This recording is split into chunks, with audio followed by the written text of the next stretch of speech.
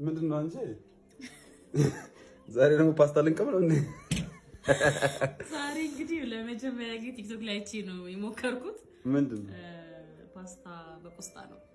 ፓስታ በቆስጣ ሜሉ የምትባል ልጅ አይቼ ነው ቲክቶክ ላይ የሰራው።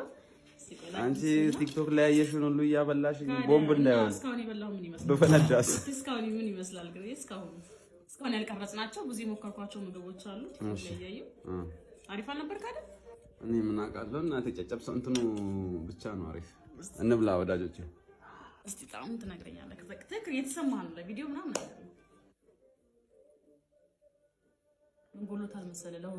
ለውዙ አብሮ ይፈጭ ነበር፣ ግን ለውዝ ስላጣሁኝ አካባቢያችን ላይ ስላጣው የሰፈር ይስቅ ማለት ነው። እስከዛሬ ለምንድን ነው ይሄን ያልሰራሽው? ለምንድን ነው ያልሰራሽው? ለምን እሱማ በእጄ እበላለሁ። ለምን እስከዛሬ ጌታን ቲክቶክ ላይ ነው የሞከርኩት።